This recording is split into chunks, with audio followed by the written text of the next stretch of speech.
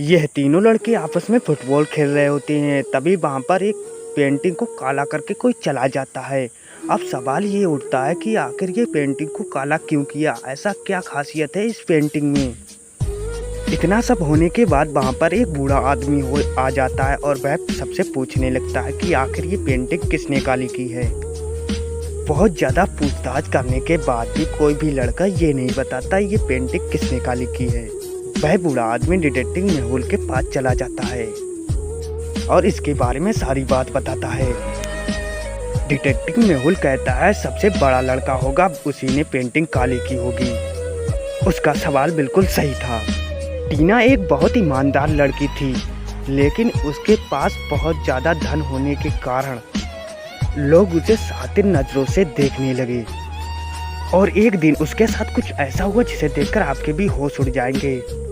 लेकिन एक दिन उसकी कोई हत्या करके चला जाता है, लेकिन मुझको कुछ समझ में नहीं आ रहा था ये हत्या है या आत्महत्या। टीना ने ही खुद अपनी आत्महत्या की थी। इसका कारण यह था उसके पास बहुत सारे पैसे थे और बुरी तरह से लोग उसके पीछे पड़े थे। अगर कोई हत्या करके जाता तो दरवाजे के पास रखा कंगा वो गिर जाता। इससे यह साबित हो जाता है कि टीना ने आत्महत्या की। एक दिन जिकी मेहुल के पास आता है और वह बोलता है कि मेरी बेटी को किसी ने अपहरण कर लिया है। मेहुल जल्दी से तुम पता लगाओ, अगर मेरी बेटी के साथ कुछ हुआ तो मैं रह नहीं पाऊंगा। मेहुल ने पहले घर की तलाशी लिया और फिर 3 लोगों से पूछने लगा। मेहुल सबसे पहले नौकरानी के पास गया, उससे पूछताछ करने लगा। नौकरानी बोलती है, सर मैं छुट्टी पर थी, आज ही वापस आई हूँ, लेकिन मुझे पूरा विश्वास है कि माली ने ही खून किया है। इसके बाद मेहुल माली के पास जाता है और पूछताछ करने लगता है।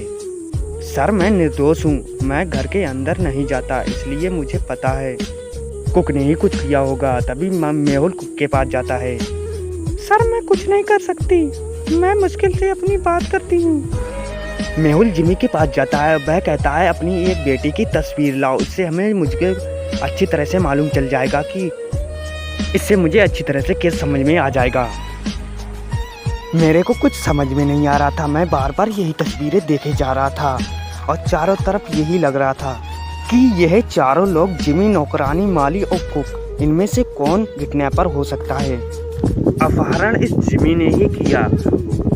उन्होंने जो फोटो भी दिखाया था वह 26 फरवरी 2020 का था और आज 1 मार्च 2020 है, यानी उनकी बेटी 2 दिन पहले लापता थी और उन्होंने कहा कि उसका अपहरण आज ही हुआ है।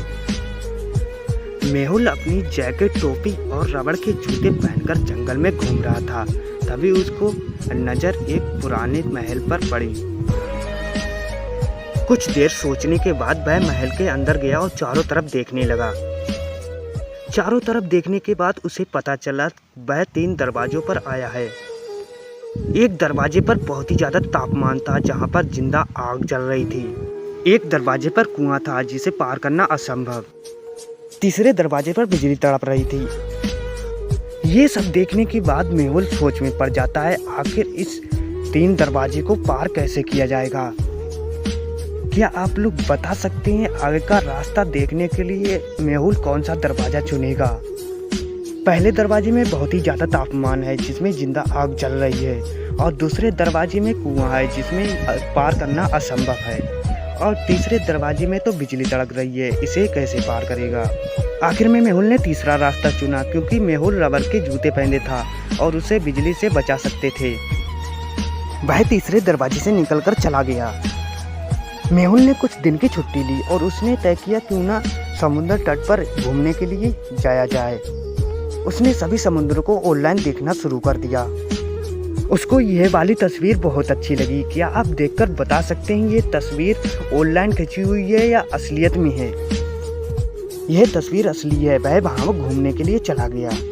एक हत्या की जांच करने के लिए मेहुल को बुलाया जाता है। मेहुल गाड़ी से हत्या की जांच करने के लिए चल पड़ता है। वह जाते जाते सोचता है कि इतनी दूर मुझे बुलाया जा रहा है, लगता है बड़ा ही केस होगा।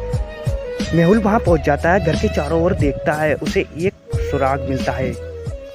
मेहुल को 2 लोगों पर बहुत ही ज़्यादा संदेह था। वो उन दोनों को बुलाता है। बहुत ही ज़्यादा पूछताछ करने के बाद कोई भी उसे नहीं बताता। मेहुल को आते ही जो पत्र मिला था वह उनको दिखाता है। मेहुल उन दोनों से पूछने लगता है कि ये खून से लिखा हुआ किसने लिखा है, जल्दी से बताओ। जॉन और बिल दोनों का मुंह नहीं खुलता है। मेहुल कहता है तुम दोनों मुंह नहीं खोलोगे फिर भी मैं पता लगा लूँगा। मेहुल को पता लग जाता है। शुरुआत में जो मेहुल को पत्र मिला था अगर उसे उल्टा करके देखेंगे तो उसमें बिल लिखा हुआ है, यानी कि खूनी बिल ही है। डेमिन की बीवी सुबह से लापता थी। उसे कुछ समझ में नहीं आ रहा था कि वो क्या करे। और ज़्यादा सोचने के बाद उसके दिमाग में एक आइडिया आता है, क्यों ना मेहुल के पास जाया जाए। डेमिन पुलिस के पास गया और मेहुल को सारी बातें बताने लगा। डेमिन के साथ जो हुआ उसे सारी बात मेहुल को बता देता है। मेहुल सोच में पड़ जाता है। कुछ दिन पहले तो 2 लापता हुए थे, आज भी एक महिला लापता हो गई। मेहुल को अपहरण ढूंढते ढूंढते 2 महीने हो जाते हैं। वह उस अपहरण को पकड़ लेता है। मेहुल उससे पूछने लगता है, चल बता तूने सारी महिलाओं को कहाँ कर छुपा कर रखा है, जल्दी से बता। वह अपहरण मेहुल को गोदाम में ले जाता और उसे सारी महिलाएं दिखाता है। मेहुल पूछता है तुम्हारी पत्नी कब से लापता है। मेहुल अपहरण से पूछता है तूने सारी लड़कियों को कहाँ डुका कर रखा है। अपहरण मेहुल को गोदाम में ले जाता है और सारी लड़कियां वहीं पर बैठी होती हैं। अब मेहुल सोच में पड़ जाता है इनमें से डेमन की पत्नी कौन सी है। मेहुल बहुत ही ज़्यादा सोच में पड़ जाता है। मेहुल डेमन से कहता है अपनी बीवी की एक तस्वीर लाओ। आप लोग कमेंट करके बताओ डेमन की बीवी कौन सी है। बीच में बैठी लड़की डेमन की बीवी है। लियाम फोन पर बात कर रहा था, पीछे से कोई चाकू मार देता है, तभी उसकी हत्या हो जाती है। अब देखना ये है यहाँ पर खड़े 3 लोग, इनमें से किसने हत्या की है इसकी। तभी वहाँ पर मेहुल आ जाता है और वह सोच में पड़ जाता है आखिर इसकी हत्या किसने की है। बहुत ज़्यादा सोचने के बाद मेहुल को पता चल जाता है कि इसकी हत्या किसने की है। ये बीच में खड़ी लड़की इसी ने इसकी हत्या की है, क्योंकि आप देख ही सकते हो लियाम जहाँ पर पड़ा है उसकी जूते के निशान वहीं पर हैं। इसका मतलब बीच में खड़ी लड़की सोफी ने ही इसकी हत्या की है, क्योंकि लियाम के पास इसके जूतियों के निशान बिल्कुल अच्छी तरह से मैच हो रहे हैं। किम के सर पर किसी ने पीछे से वार किया और उसे मौत के घाट उतार दिया। आखिर किसी ने किया ऐसा और किम के साथ क्या दुश्मनी थी उसकी, इसका पता लगाने के लिए जासूस मेहुल को बुलाया जाता है।